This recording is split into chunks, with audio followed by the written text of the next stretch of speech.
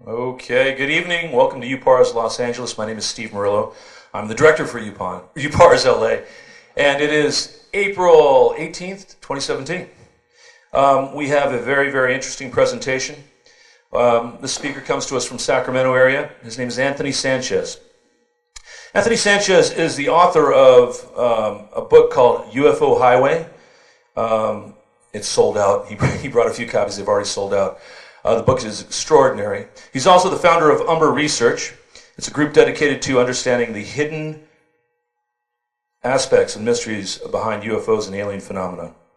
Anthony and his team of investigators have visited locations such as Area 51, Dulce, New Mexico, Chino Lake, in addition to reported UFO crash retrieval sites, and most recently Yosemite, California, which I've never heard about, where he filmed for the Travel Channel, Season 2, Mysteries of the National Parks.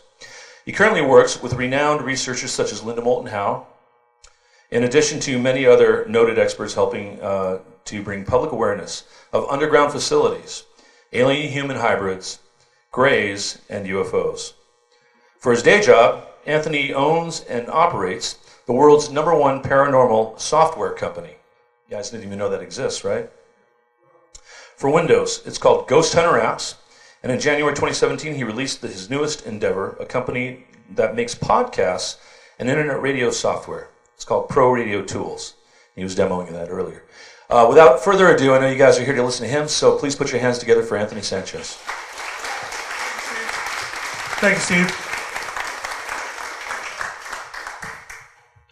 So can everybody hear me okay? Yes. Okay, great. Thank you for that introduction, Steve. Yeah, I have a very interesting background as a software engineer. I'm actually from San Jose, California, which is in the Bay Area, south of San Francisco, and that's where I was born and raised. And growing up in the Silicon Valley, it was just natural for me to want to, get involved in everything that was around me. And if you live in the Bay Area, it's kind of intrinsic that technology is part of our everyday life there. I grew up in an era where, I was kind of weird. I was a 10-year-old kid, and I asked my dad to buy me a VIC-20 computer, which nobody knew was in 1980. There was a Commodore 64, there was a VIC-20, and while everybody else was outside playing football and baseball, I was inside programming, writing video games, rudimentary games in the basic programming language. So I always had this involvement in technology. I ended up working as a software engineer for Intel Corporation for many years. Well, a lot of companies in the semiconductor field. So I've worked for NEC, Hewlett-Packard, and Intel, predominantly Intel Corporation. My first job was with Acer America Corporation. Many of you probably own Acer laptops, Acer tablets. Well, I was hired there to work in their tools development division when I was in my early 20s, developing software for their customer service division. So I've been involved with software my whole life. Right now I own a consulting company called AO2 Information Technology Corp, and I do a lot of software development for the state of California. I had a company for many years called Matrix Innovative Systems, which held a California multiple award schedule, which meant that with the CMAS, I could do work for any agency in the state of California. I did a lot of data analysis, a lot of middleware programming. I did a 3-year project with the California Highway Patrol and Johns Hopkins University, APL, where I was in charge of Oracle databases and Microsoft SQL Server databases for the FBI and the CHP, working at the Till Data Center up in Sacramento. So I have a strong technical background. So before you judge me as somebody who's crazy because of the experiences that I have, try to remember that I'm college educated. I've worked for the top, semiconductor companies in high-level capacities as a software level engineer, as a senior level software engineer. So I'm not nuts. I'm not crazy. I have 3 kids. I'm very proud of my children. One of my oldest my oldest boy is a guitar virtuoso. He just started college. My younger son he plays rugby. A lot of people don't know what rugby is, but my ex-wife took him to Scotland and England. They were at Twickenham Stadium last year, and my boy is just—he's already 6'4", approaching 300 pounds, and he's only 17, and he's gigantic. So, and I'm 6'3", and I'm a big guy, but he's just like big and muscular and handsome. So that's the big difference. And then I have a little girl. She's 10 years old. She's my pride and joy, and she likes Los Angeles. She went to this. She's in acting and modeling school, and we encourage her. We try to foster creativity in our children, and I'm a regular guy, is what I'm trying to say. I'm a regular guy who's seen UFOs and who has had experiences with what many people call gray aliens from the time that I was little, which landed me in therapy. So, but I had an open-minded therapist, Dr. Jerry Agusa, who was open to the fact that I had experiences. And he wasn't there to judge me, he was there to guide me. And whereas my mom just, she put me in therapy. So, I mean, that's how that goes. But I love my mom, and today my mom's very proud of me. She's very proud of my book, UFO Highway. She likes seeing her son on television. That's kind of fun, right? I got a call from my mom one night. She said, "Oh my God." I said, "What?" She goes, "Your aunt in Tucson called me. She heard you on something called Coast to Coast." I'm like, "Oh, right. I was on the radio. But she says you were talking about aliens." I'm like, "Right." She goes, "Please, not that again." I'm like, "Well, hey, I'm my own man now, Mom. I can talk about what I want." So, for me, it all began when I was 7 years old. I remember there was a lunar eclipse, and my parents were very young. They hadn't bought their first house yet. They were still in an apartment complex. But my dad had just got this crazy killer job working with this company called North American Transformer, and everybody was excited because in the 70s, who made $30 an hour, right?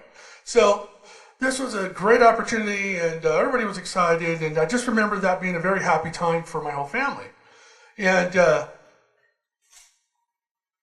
I remember there was this lunar eclipse, and I went out with my mom and her cousin Flora. We were all outside and watching this beautiful event. And there were some people there that were superstitious and like, "Oh my God, if you're pregnant, don't look at the lunar eclipse."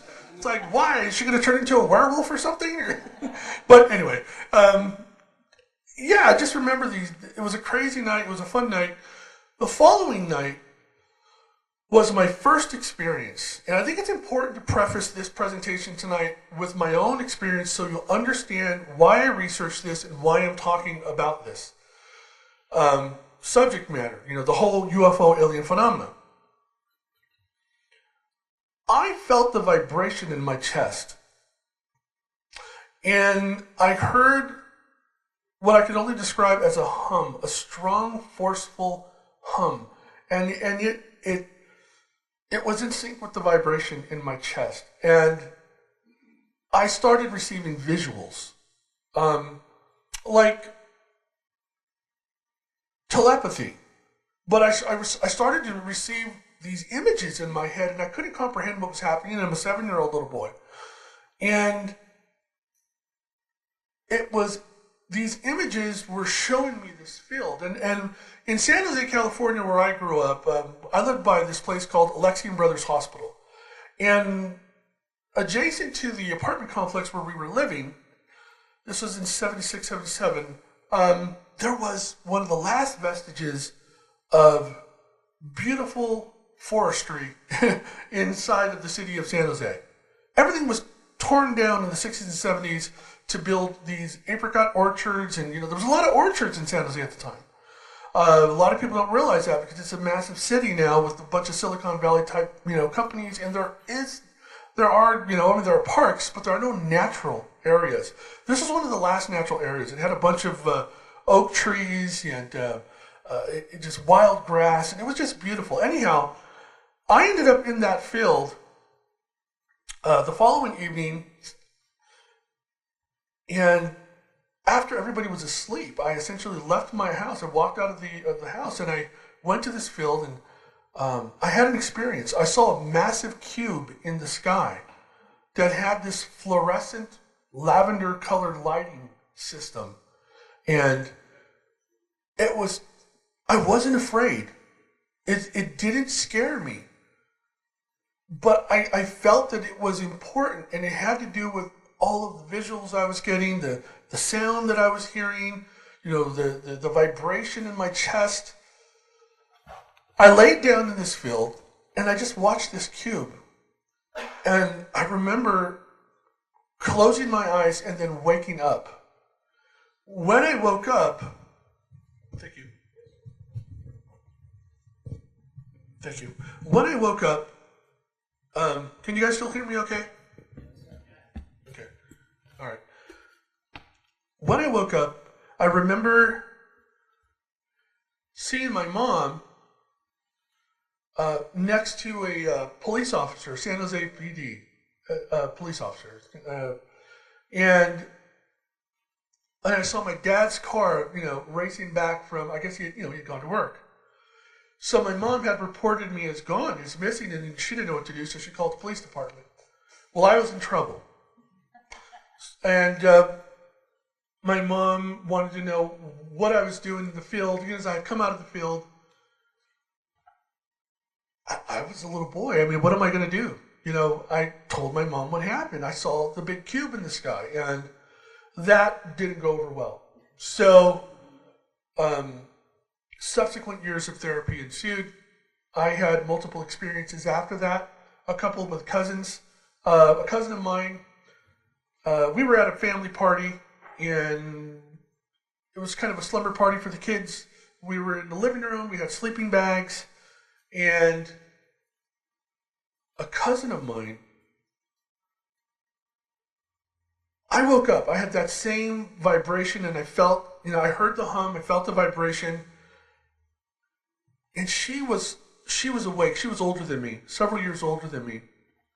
And I saw her kneeling on a couch, peering out this window, the front of the house. And there was a massive field. Today it's called Independence High School. It was supposed to have been a junior college, a massive junior college in San Jose, 4 campuses. Well, back then it was a field. And they had just began the construction of the campus. So there was still a lot of field left. They were just barely tearing down trees and stuff. And she looked at me and she told me, she said, "Be quiet, be really quiet." And I crawled up onto the couch and I looked out the window, and there were 2 gray beings out there.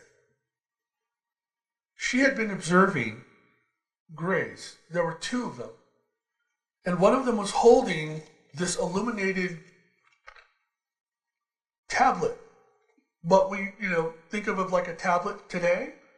This gray being was holding something like a tablet, and it was recording something. I don't know. But I saw it. She saw it. And I told my mom. And that was a mistake.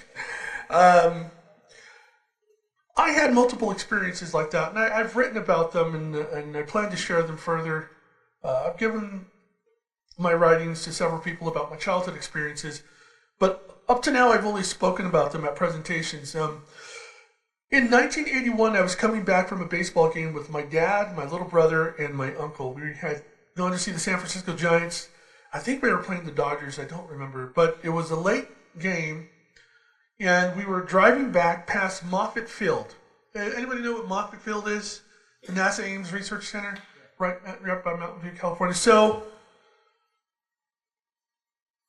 as we were passing Moffett Field, we were adjacent to Hangar 1. Hangar 1 is this massive hangar there at Moffett Field. It's so large and it has its own atmosphere at times, depending on the weather outside. They literally have seen precipitation build up, and it literally sprinkles inside there from its own clouds. That's how big this thing is. We drove past it, and immediately my dad hit the brakes, as did everybody else that was on the freeway. because it was a massive disc hovering outside of the open doors of Hangar 1. And it was wider than Hangar 1. And we could see the silhouettes of everybody beneath the disc. It was madness. It was chaos. You could see people driving, snapping pictures. They were having the experience of their lifetime. And here I was in the car with my face pressed up against the glass, and my dad and my uncle were freaking out. And there it was, validation. I'm not crazy. My dad and my uncle both saw this massive craft at Moffett Field. And I remember there was cars near us, and we saw flashes. So somebody was taking pictures of this craft. So there are pictures, there are photos out there of this craft that we saw that night in 1981. Suffice to say, my dad ended up in therapy with me when we told my mom. This is true. It was under the guise of marriage counseling, and I guess, but yeah, I remember I have vivid memories of that experience. But my dad was open-minded, and I remember him asking my uncle, do you think this is going to be in the Mercury News, the San Jose Mercury News? And my uncle was like, you're crazy. And my uncle had an Air Force, he had a background in the Air Force. So, he says, hey, things happen, So I have this background. I've always had this strong urge to want to investigate the whole UFO alien phenomena because of personal experiences I've had. I had one uncle who told my mom I was mentally retarded and that I should not be near the other children in the family because of the things that I talk about, my experiences. And that hurt my mom and it hurt me. And, I never got an apology, but I don't know. No, I'm not mentally retarded, and I have a lot of respect for, people with mental disabilities, and, I just felt that it was shameful of him to say something like that. I've met many people. I have a friend of mine who has a PhD from Santa Clara University. I have another friend with a doctorate from Stanford. These people have seen UFOs. These are not crazy people. These are highly educated, normal people.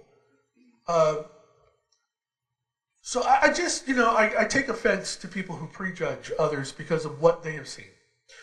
Okay, so from Roswell, 1947 to today, in places like Area 51 in Dulce, New Mexico, one tactic that the military and government continue to use is to deflect effective criticism to control both sides of a debate, mixing truth with lies to distract and discredit. That is essentially disinformation. Now, when you're in the business of researching UFOs and talking about the possibility of alien life, and you write a book like UFO Highway, or you write a dissertation on anything, the minute you talk about UFOs and you start to gain traction amongst a group of people, even if it's within MUFON, we all know that MUFON has been infiltrated. I mean, my good buddy Rick Fristel back there, sitting there, the handsome guy with the glasses and the goatee with the flip-flops, he'll tell you. He's an expert on this whole subject of how groups like MUFON and similar groups have been infiltrated by the FBI. I mean, right after 9/11, there were cases of groups, meetup groups of people who were getting together in support of, the country and wanting to discuss what had happened. And those groups were even infiltrated by the FBI. This is a fact. I mean, there's evidence of this. So just keep that in mind.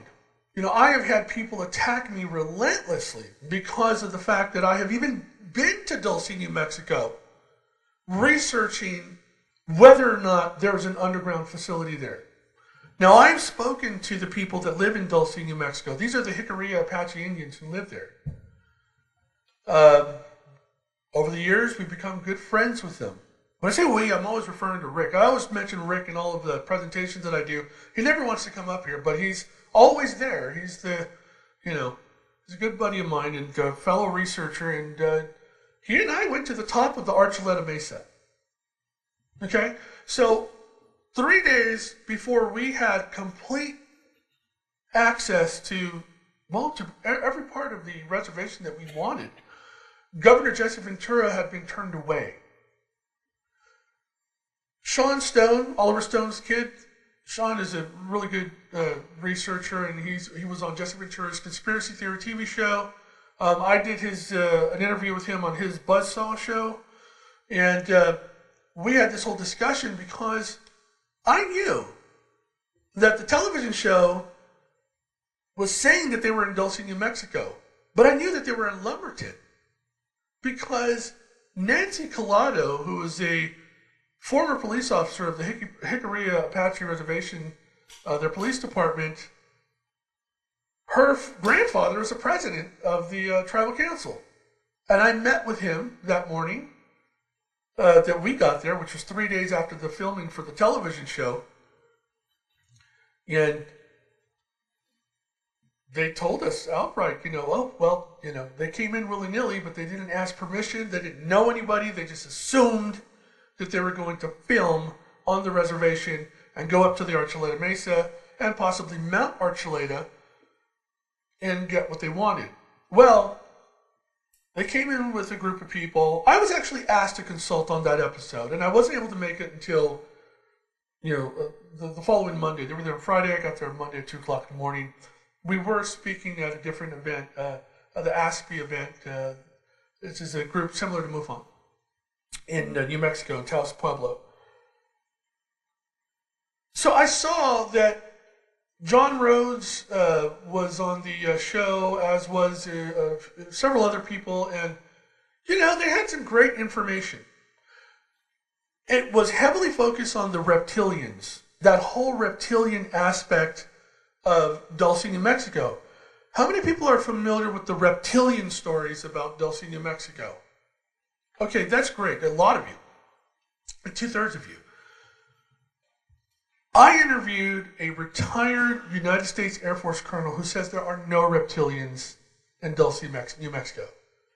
That there are gray aliens working in collusion with the military-industrial complex, our military essentially, to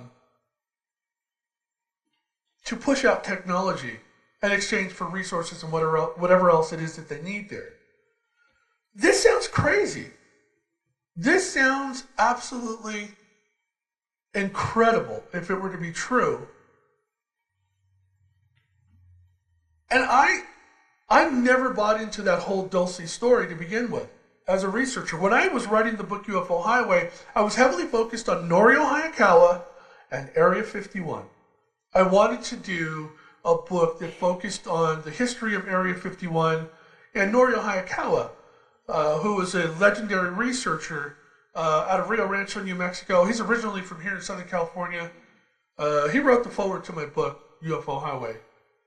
And I wanted to talk with Norio after I had been put in contact with this retired United States Air Force colonel, because Norio had a very skeptical viewpoint of, with regards to Dulce, New Mexico. Because you had the Thomas Costello version of events, you had the Phil Schneider version of events, and then you had this Captain Anderson, I don't remember, Richard Anderson, is that what the guy's name is, Rick? His wife, Ann Richards. I know her name, Ann Richards. So I guess her husband and his father had some involvement. I didn't even bother to research Ann Richards' information. Maybe from a high level, very superficial.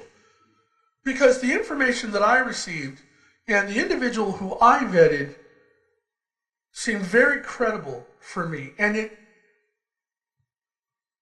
it mixed with events that were happening in my life at the time of this investigation. Everybody knows Linda Moulton Howe, right? Okay, so I was working at a company. I can't say the name of the company. I may have mentioned it earlier. In Folsom, California. You can look up whatever you want to look. I'm not going to get sued by anybody. But I was working at a company. And I met this individual at this company who was way more qualified for the role that he was fulfilling for this company. And we developed a relationship over 6 months.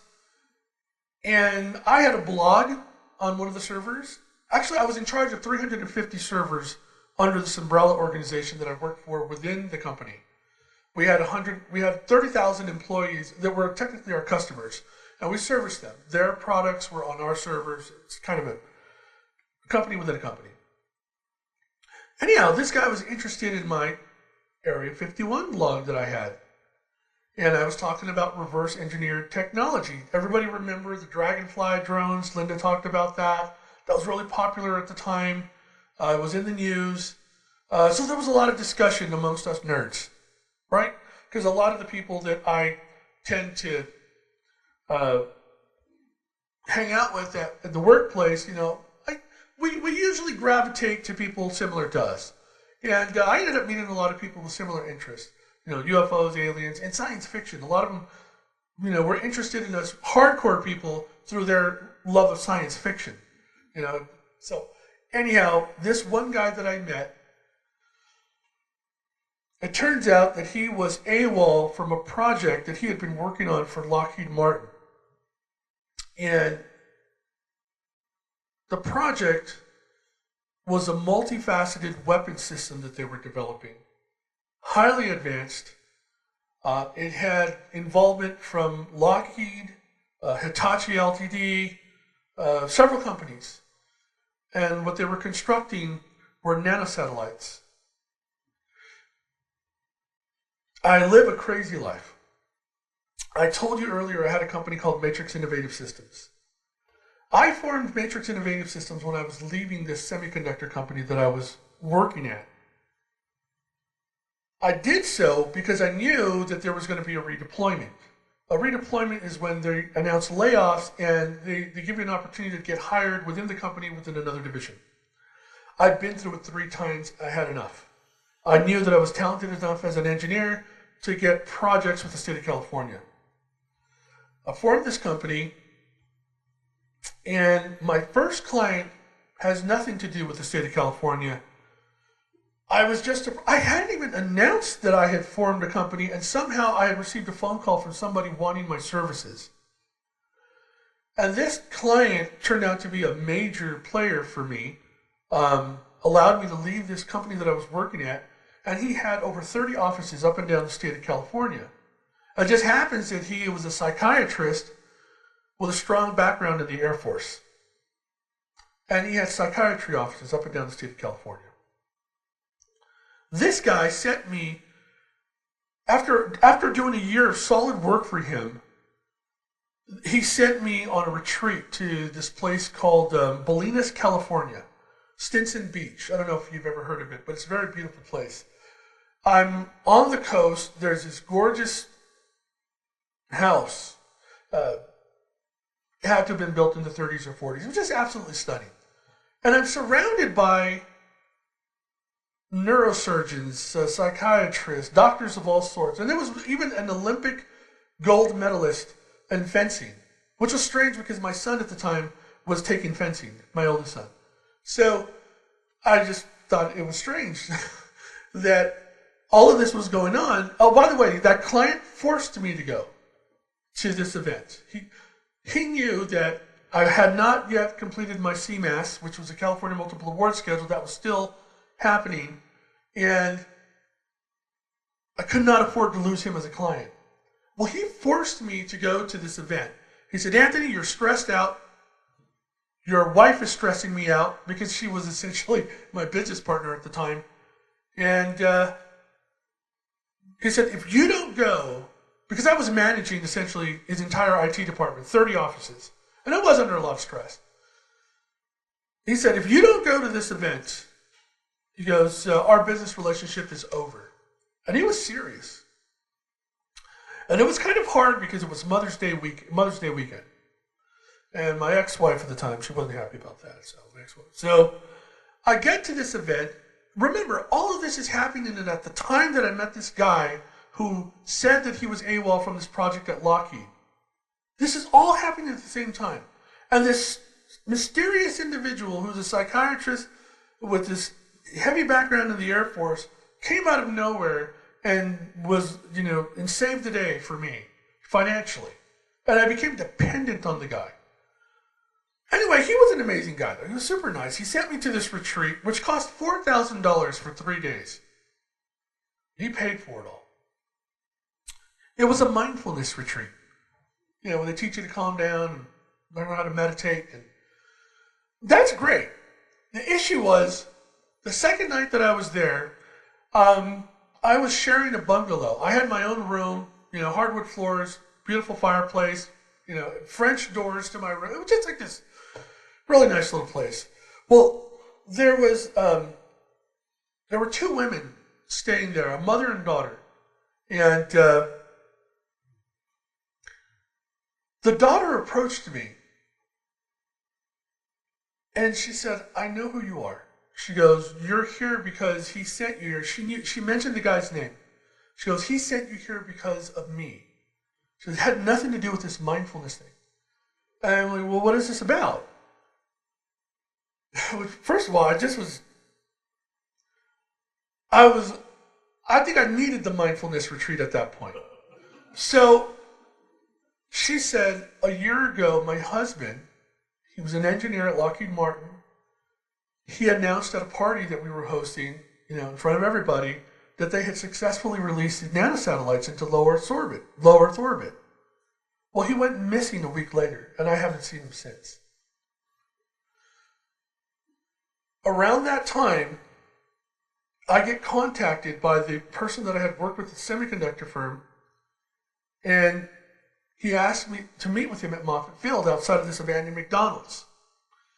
Strange place in itself, because on its own, this McDonald's held hundreds of thousands of hours of footage from classified Apollo missions that had been lost for decades. That's a whole other story, but when I got there, he had told me that engineers from this project had been suicided.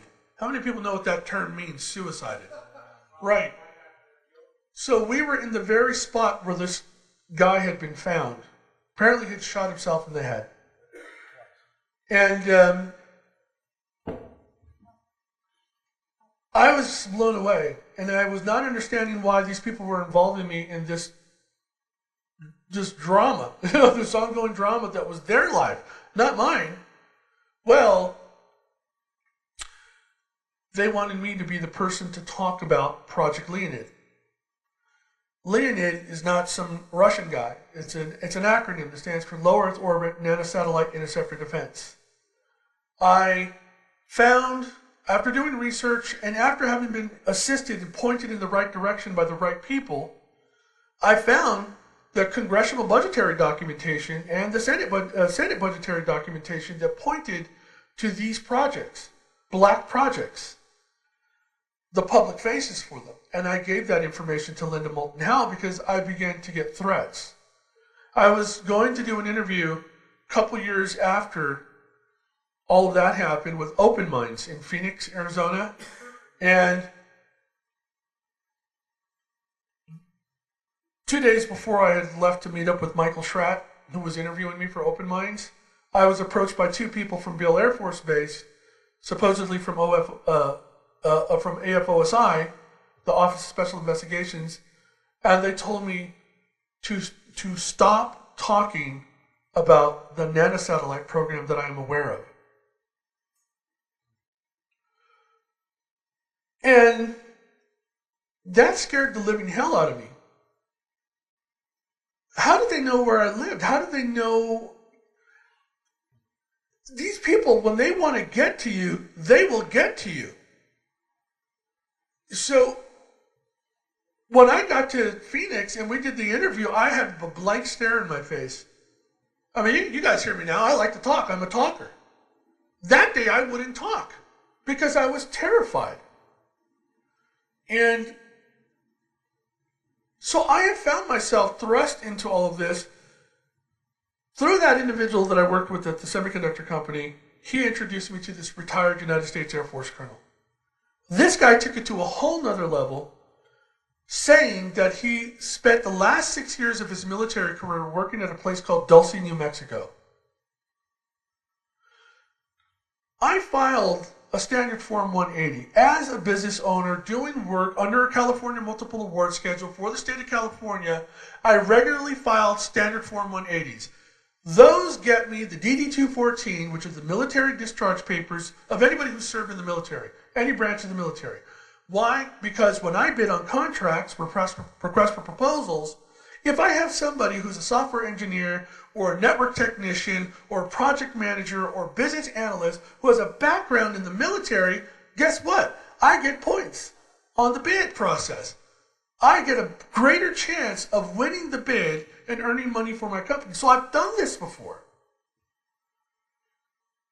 With this colonel, part of the vetting process was I'm filing the standard Form 180. Now, he had already been living under a new identity, but he gave me the information from his previous existence, his previous life, when he was in the military.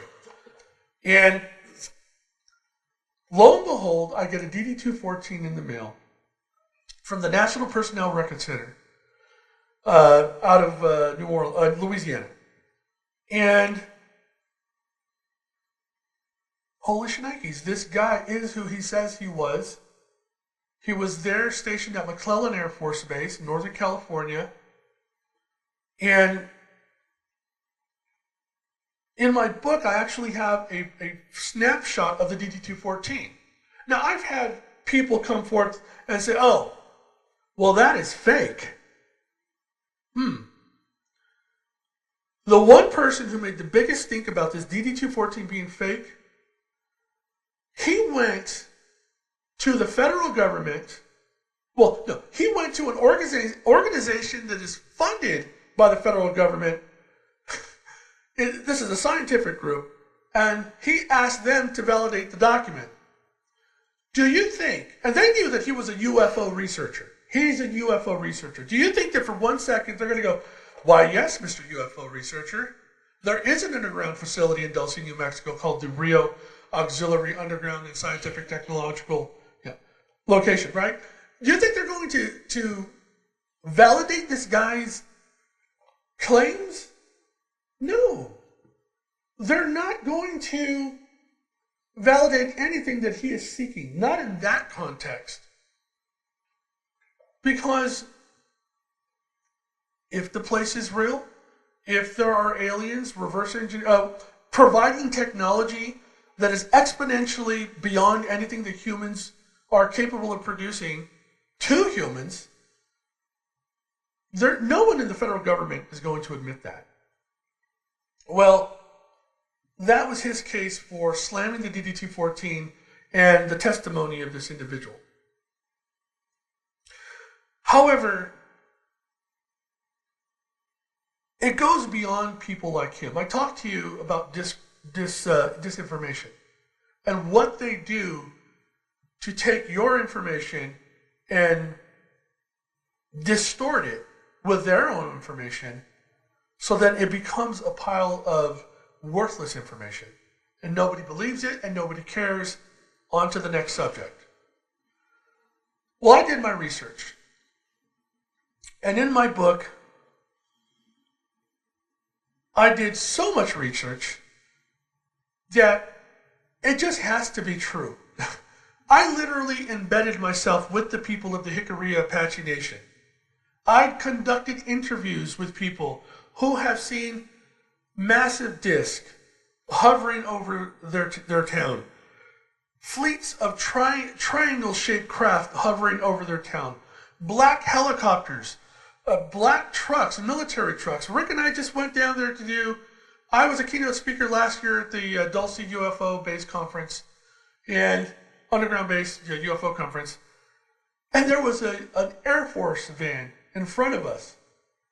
It was a van with plates. It was definitely from the Air Force, hauling ass to Dulce, New Mexico. We couldn't keep up with it. I have a Dodge Charger, with a Hemi. I have Toyo racing tires, with racing wheels. I mean, my car hauls butt. We couldn't keep up with this van. And it was ridiculous. But apparently there is no military presence in Dulce, New Mexico. Why is a van from the Air Force traveling at very high speeds towards Dulce, New Mexico, if there's nothing there? When I did the research, I remember contacting a lady who worked at the Bureau of Indian Affairs. Her name was Sherry Vigil, V-I-G-I-L. It's a Spanish last surname, Vigil. And a lot of the Jicarilla Apaches have that surname. And I said to her, is there a military presence here in Dulce, New Mexico? I said, is there a recruiting office? Are there storage facilities for any nearby military installations? Anything of the sort. And she said, Mr. Sanchez, there has not been a military presence on this reservation since the cavalry was last here.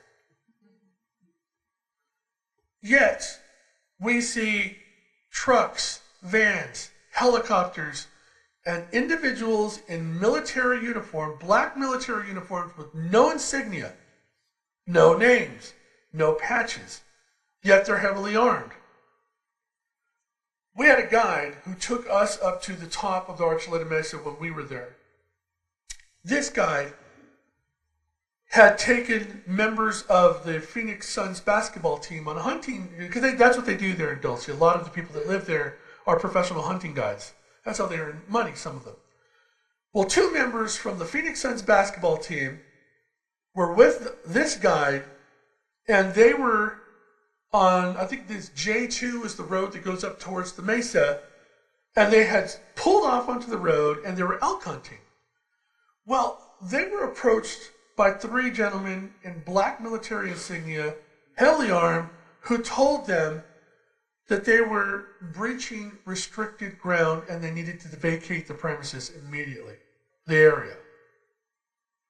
Well, this guy just happened to be a 7-year veteran police officer of the Jicarilla Apache Police Department. So he wasn't going to take anything from anybody. And he told them, I live here. I'm Apache. I'm Jicarilla. This is my land. You need to leave. You have no right to tell us to go anywhere. Well, it became a very heated, escalated engagement, and guns were pointed at people. So they decided to just leave. But then again, there's no military presence there in Dulce. There's nothing happening in Dulce, New Mexico. Last year was a very special year for the Jicarilla Apache Indians because when we first went in 2012, nobody wanted to talk. People were just not opening up about their experiences or anything. Well, guess what last year was? The Jicarilla have these secular annual patterns that they follow. And last year happened to be the year of truth and openness. So everybody was talking with us. And it was amazing. I mean, I had this recorder going nonstop. And very few people in 2012 would talk, but they did. Now, I'm going to show you a photograph of a very interesting... Can you guys see that? This is the Archuleta Mesa. Over here to the west of that would be Mount Archuleta. Right here is the town of Lumberton, where Jesse Ventura and his TV crew were. And this is Dulce, New Mexico. From 1966 to 1967, there was reported seismic activity there in Dulce, New Mexico. Growing up in California and being taught about the San Andreas fault line, having lived through major earthquakes, just today we were passing Coalinga. I'm like, hey, I remember when that was one of the epicenters of one of the big earthquakes we had one time. That's not natural, what's on the screen. Do you see the pattern? emerging there? Do you see the straight lines? Earthquakes don't happen in straight lines, folks. That's not natural, what you're seeing there. That is seismic activity that was recorded that clearly demonstrates that something unnatural was, and no, there's no fracking happening there. There's no fracking happening there. But it looks like something was being constructed. It looks like something was happening to cause these unnatural lines to occur, as part of this seismic activity. So Dulce is a very interesting place. You guys have probably never heard of this before. Because this was new to me. We met a woman there this past year who talked about the traffic that they hear at night. Well, Dulce is in an isolated part of northern New Mexico. And there's traffic there. But she was talking about what sounds like freeway traffic. There are no freeways. There are no highways. Well, there are highways there, but there are no freeways like in Los Angeles. She introduced me to another person. Same story. Different part of town. They hear traffic beneath their houses, beneath their homes. They can hear trucks driving. They hear what sounds like a train system. But there's nothing in Dulce. Yet we have evidence of seismic activity that is unnatural in its formation. And we can see clearly where lines are emerging.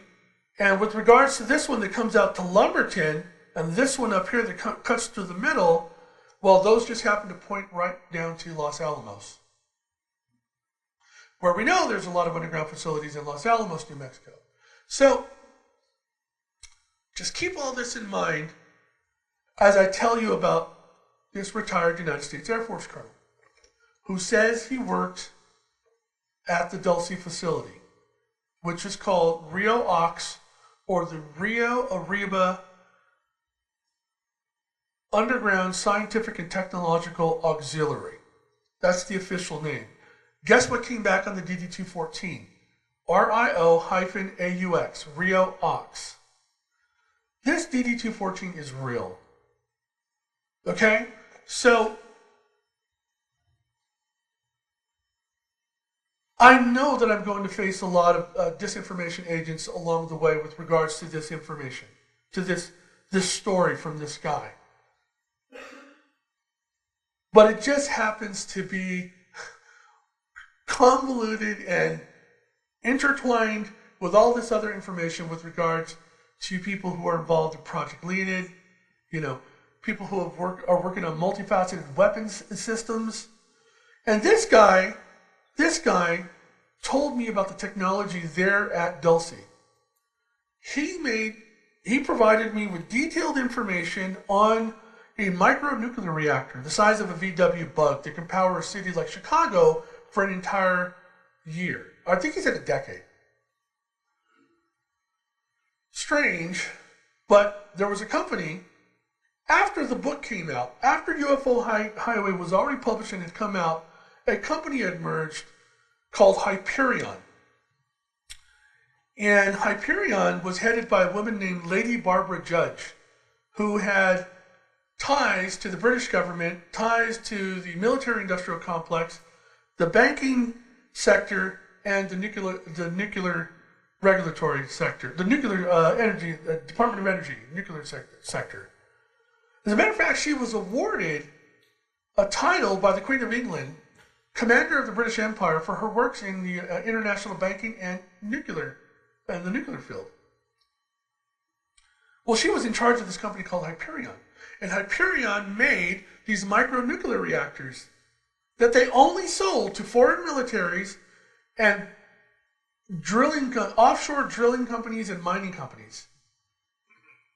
So nothing in the continental United States, nothing in the contiguous 48 states, right, or Alaska or Hawaii, But if you were a foreign country or a foreign mining or drilling company, you had access to their product. Well, we're not stupid. We copied their entire website, every page, every photo, every brochure, everything.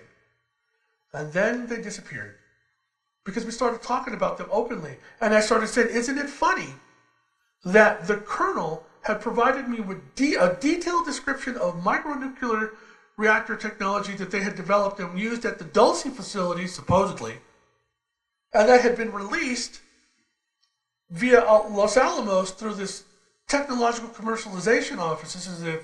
This is a government agency that releases technology to the private sector.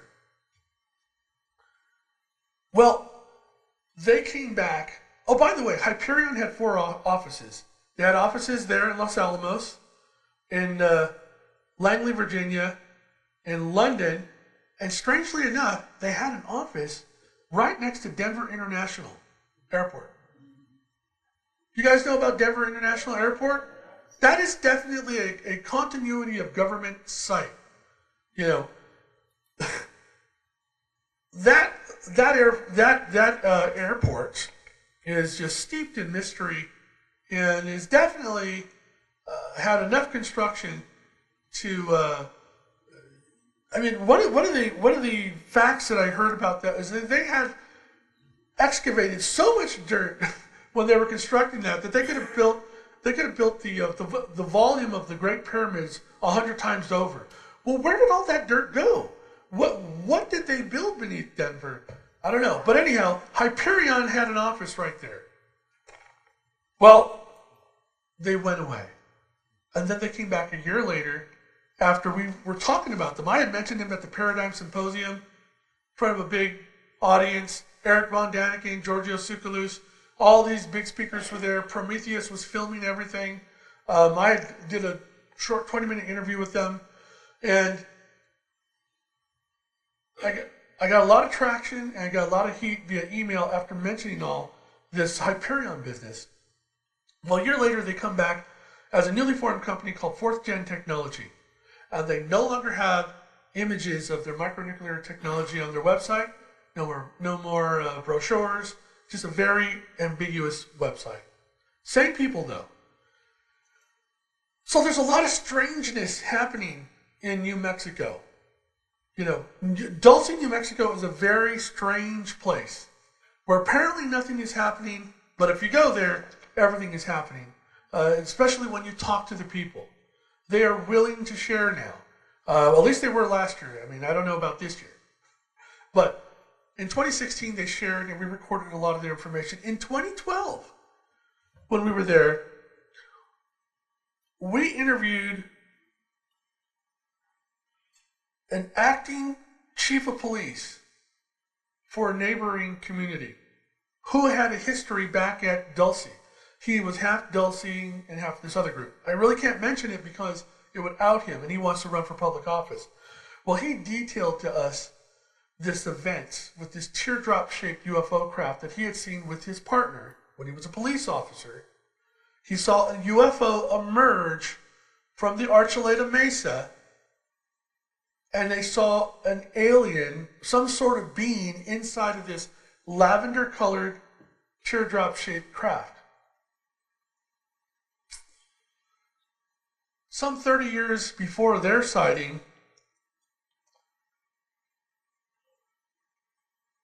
Paul Benowitz, though if you know anything about the Dulce stories, Paul Benowitz he owned Thunder Scientific Corporation.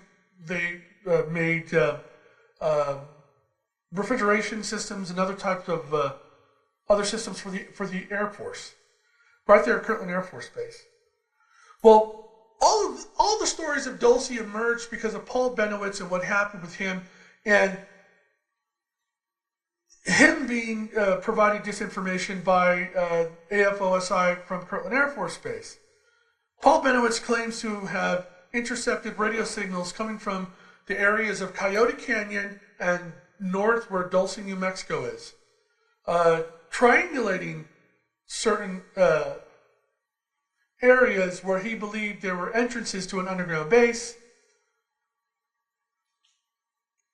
Well, I received handwritten personal notes as part of a set of documents that were purchased in an estate sale. Mel Fabregas from Veritas Radio sent me an electronic copy of these scanned documents. They were Paul Benowitz's personal handwritten notes. There were some typed documents. Well, in one of his notes that he had handwritten, he describes having seen a teardrop-shaped UFO in the area of Dulce, New Mexico, with an alien being inside of it, and he described fluorescent colored lavender light. Well, this guy that we interviewed in 2000, he didn't know who Paul Benowitz was, and he didn't know anything about this event from 30 years earlier.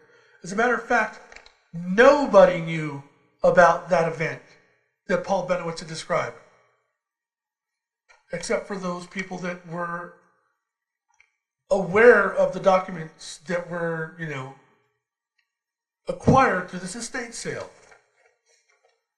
And I think it was less than 5 people on the planet that knew about it. So this chief of police from this neighboring community somehow had, knowledge of this event. Well, no, he had his own event, but it was just striking to me that 2 people who didn't know each other 3 decades apart described the same exact UFO in Dulce, New Mexico. So that's, again, further proof that something is happening in this place where apparently nothing is going on. And there is no military presence. And again, Dulce, New Mexico is a very strange place. I really, implore you to get a copy of my book, UFO Highway, read for yourself. If you want to support my research, you can go to ufohighway.com and buy it for $20. If you want it for free, you can go to Pirate Bay or anywhere else where it's been downloaded over 50,000 times. It's on the internet. Even Project Avalon. What's his name? Bill had it on his website for years for free. I didn't even know that. I was like, oh, okay, thanks. People learn. Okay, you guys have heard enough from me, but I want to jump right into my presentation because this is the interesting stuff.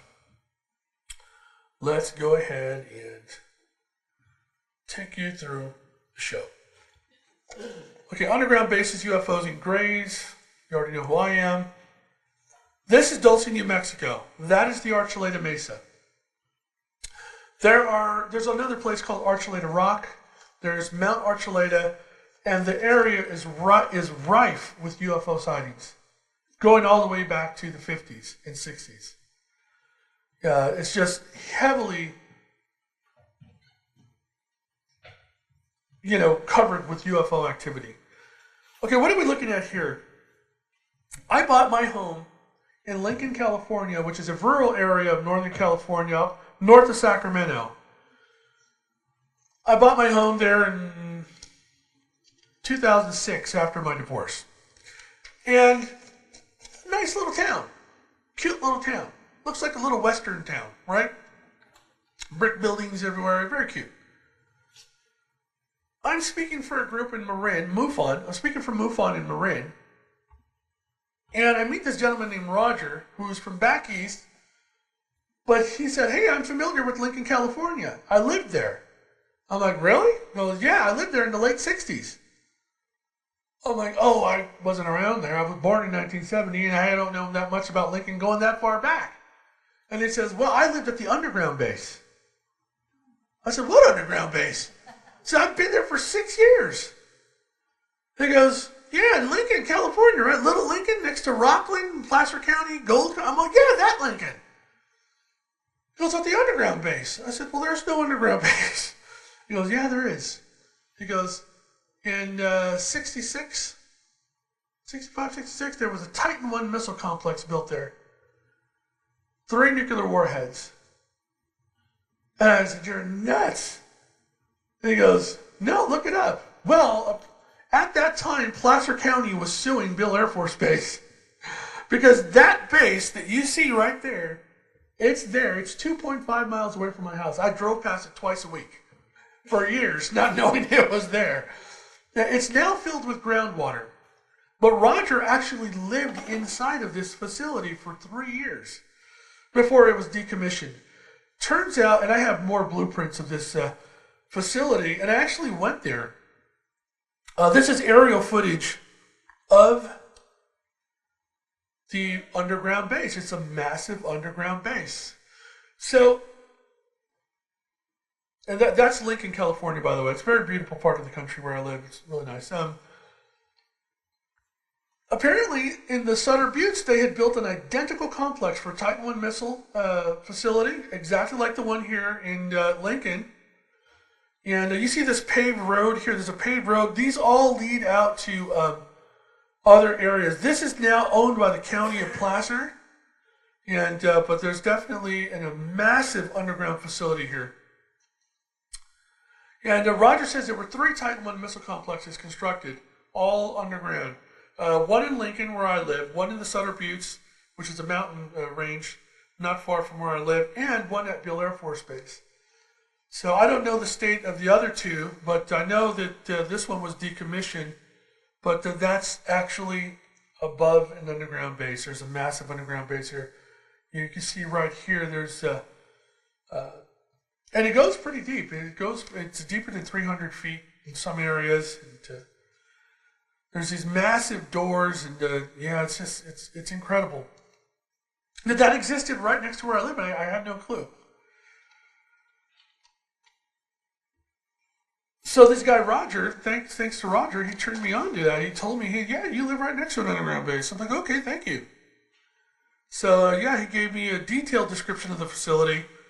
Told me so much about it. I mean, I know quite a bit about it. My son said, Dad, let's get the scuba gear and let's go into the facility. I'm like, yeah, well, can't do it. In 1944, the Nazis constructed a massive hidden underground complex. The facility covered an area of up to 75 acres, and it was discovered near the town of St. Georg in Austria. The site was most likely the biggest secret weapons production facility in the Third Reich. Now, it was just rumored that this place existed, but through the years there were clues and documentation that ultimately led to its discovery. This is a massive facility that the Nazis had built back in 1944.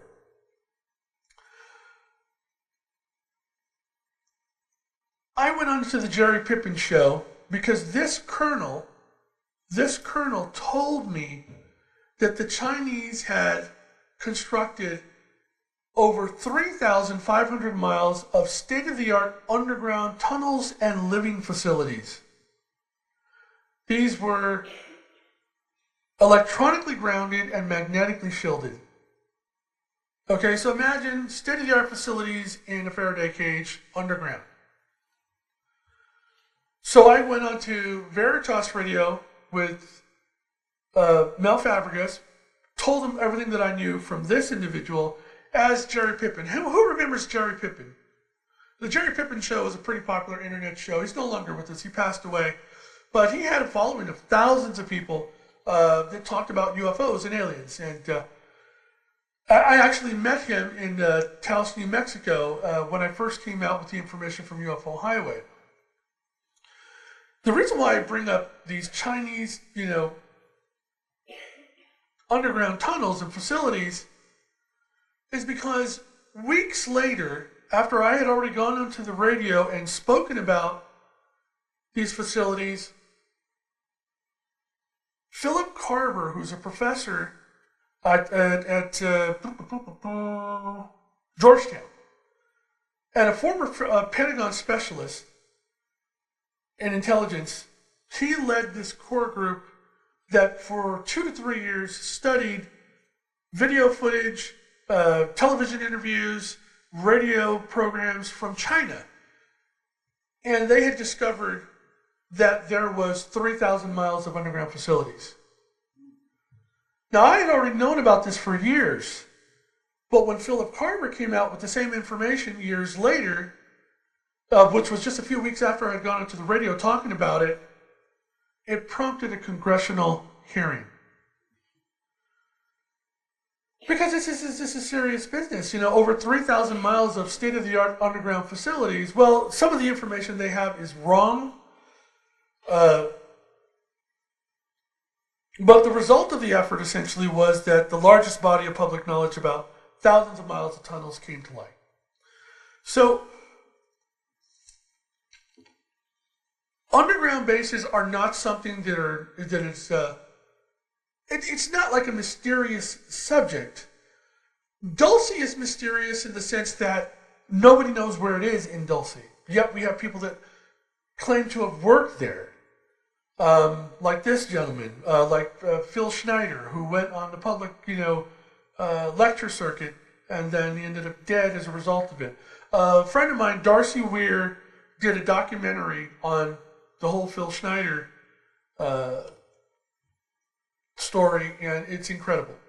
Within 48 hours, it had over 1 million views on YouTube. That's something that you should see. His name is Darcy Weir. He's American, but he lives in Australia.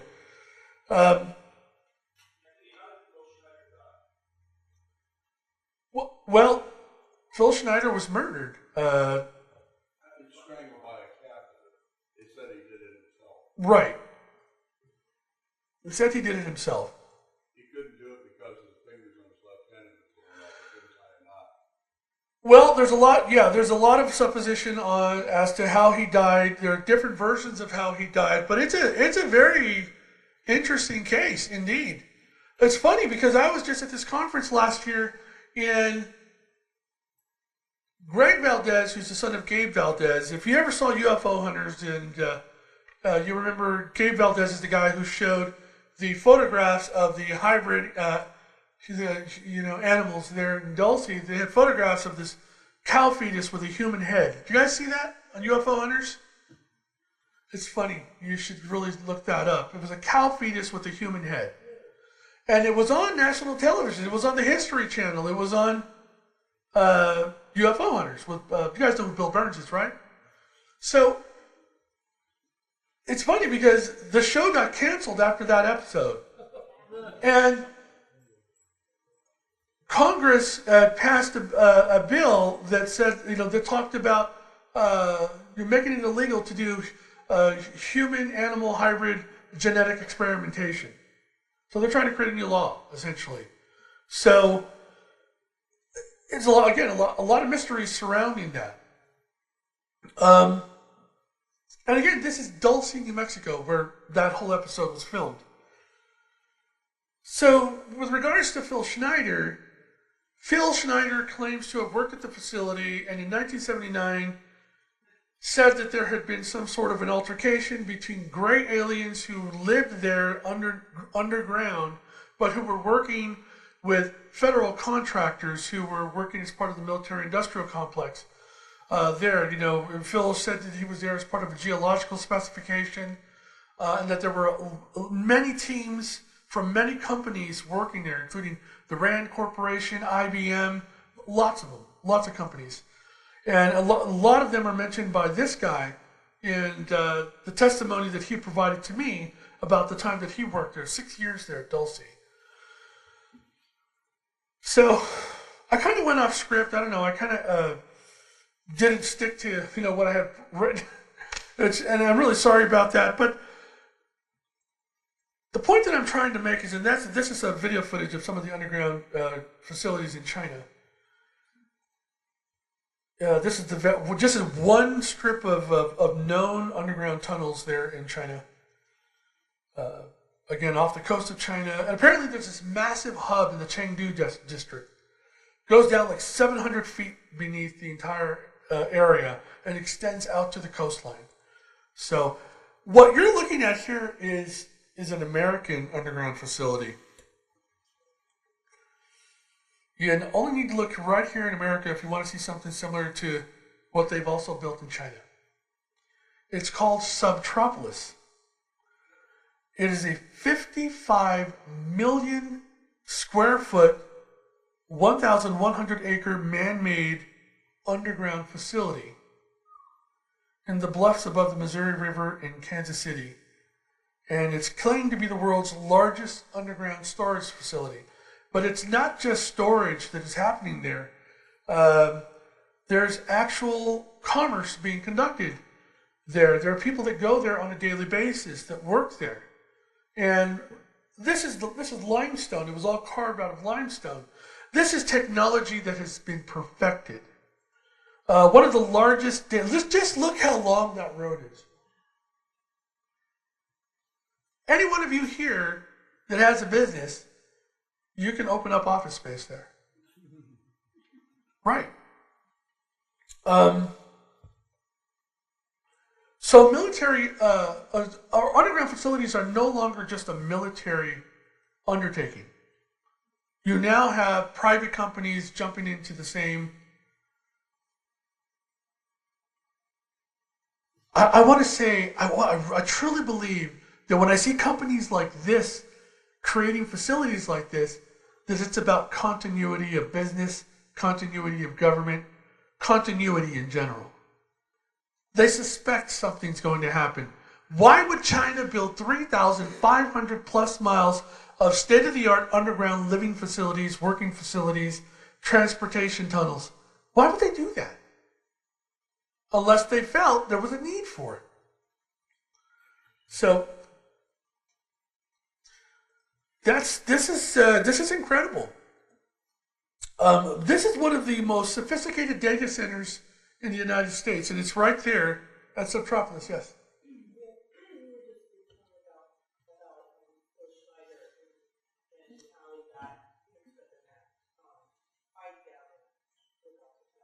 Right, he didn't die in the fight because he obviously was alive in 1995. He was still on the circuit. He was talking about his father, Otto Schneider, and he was talking about a lot of stuff. And here's the thing that's interesting about Phil Schneider's death. If you look at some of the videos on YouTube, you clearly see that he was showing everybody geological samples that he had taken from his time at Dulce. And he had said a lot of this had been synthesized and used in our stealth technology. You know, when they found him, all the circumstances surrounding his death were quite strange because all of the paperwork, all of the photographs, all the geological samples, all of that was gone. All that was left was Phil. So whoever killed him took whatever it was they wanted. So that's strange. This guy claims to have met with Phil Schneider right before he died. And he says that there was a woman with Phil Schneider, and he did not have a good feeling about this woman.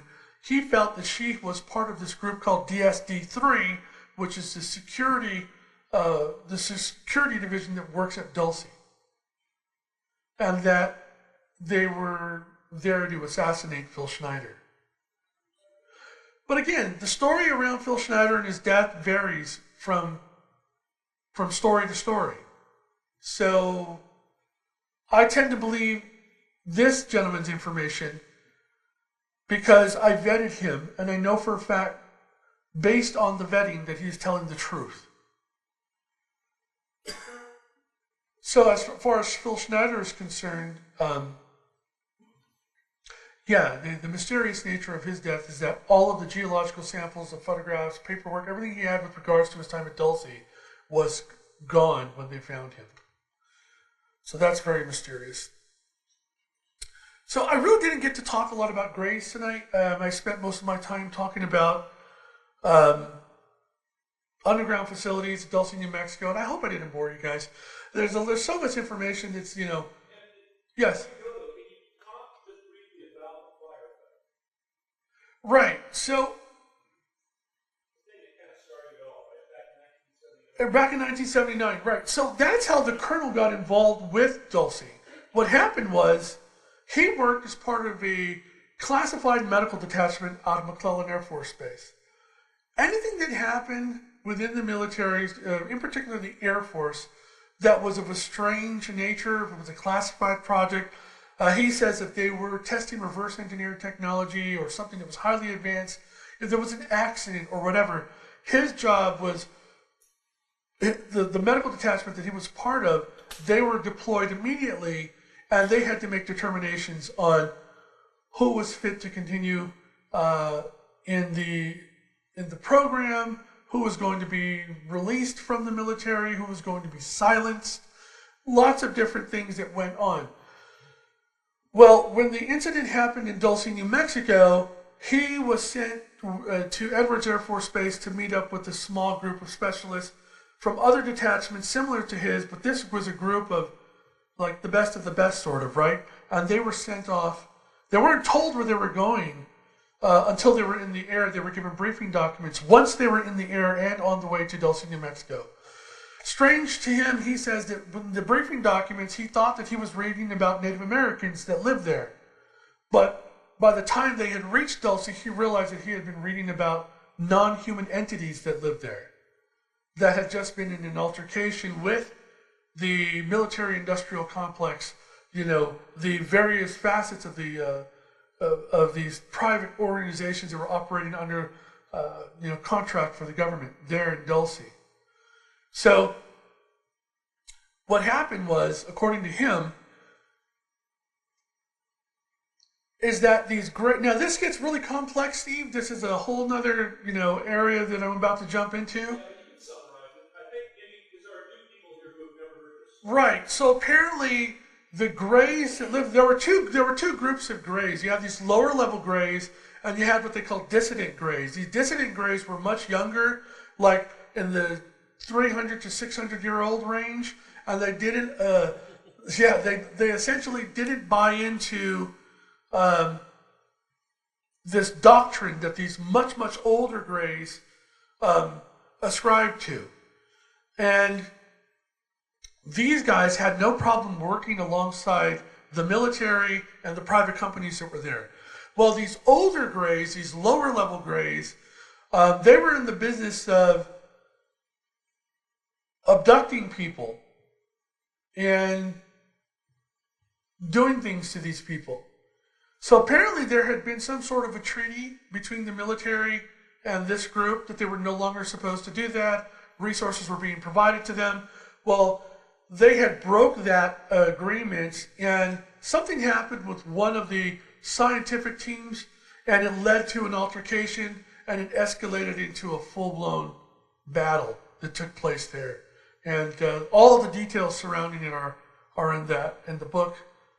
But again, there's a bunch of stories that are out there on the internet, none of which I believe are accurate, based on the information that I received, based on the interviews that I've conducted, based on the knowledge that I've acquired over years. I read all 52 of the sacred Jicarilla, the sacred texts from the Jicarilla Apache to learn about their culture. I even learned about the Hopi Indians and the Ant people, and I tried to make these correlations. And I've talked to people who claim to have seen Greys there on Mount Archuleta and on the Archuleta Mesa. So for a place, I know I say this a lot, for a place where there's supposedly nothing happening, according to the government, it's the exact opposite according to the people. How many of you have heard of Farmington, New Mexico? I mean, this was a massive armada of UFOs that was seen by hundreds of people. Farmington, New Mexico. This was, I have it right here, as a matter of fact. Yeah, it's not far from Dulce, so I think I have it. By the way, that's Hangar 1. Right.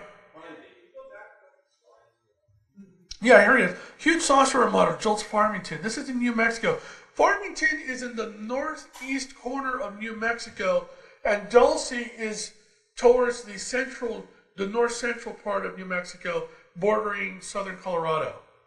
When did this happen? This was in 1950, in March 18th, 1950.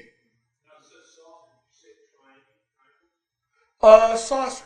This is a saucer armada, but there have been fleets of triangles seen over Dulce, New Mexico. There was a report of a massive copper-colored disc the size of a football field hovering over the town, seen by no more than 40 to 50 people. These are stories that emerge out of Dulce that nobody talks about. Dulce is strange in that if you look on a map, it is the epicenter of an area that's where if you look at the perimeter surrounding Dulce, going out a few hundred miles in any direction, there are military facilities, locations of various bases and facilities that are not bases but are, like, God, I'm at a loss for words right now. They're non-base facilities, so like storage facilities, office complexes. It's very strange how Dulce is at the epicenter of a lot of this. But and that by the way is Paul Benowitz, who also triggered a lot of the public knowledge of what happened in Dulce. Paul Benowitz was infiltrated by AFOSI and was fed a lot of disinformation, and he actually in 2003 he died in an institution because they had messed with this guy's mind so much. And this was a successful businessman who, he created Thunder Scientific Corporation, and unfortunately, he met his demise after getting involved with this whole world that surrounds Dulce, New Mexico, Kirtland Air Force Base, Los Alamos. So that's my website, UFOhighway.com. You can get the book there. I actually have a whole section on human origins where I talk about what I call this transformation hypothesis. And it delves into sacred religious texts. It goes way back, and I do a very, very in-depth examination of connections between the Sumerians, the Akkadians, and how they, all leads up to, the modern understanding of Greys, who were called Igigis back in those times, with the Anunnaki essentially. So I have a lot of information that I discuss. We really didn't touch on any of that really, and I apologize for that because my focus tonight was essentially Dulce, New Mexico, and the strangeness that place is. If you ever get a chance to go to Dulce, I recommend you go because if you get to talk to the people, you'll learn just how strange that place is. It's beautiful, but there's a lot that's happening there.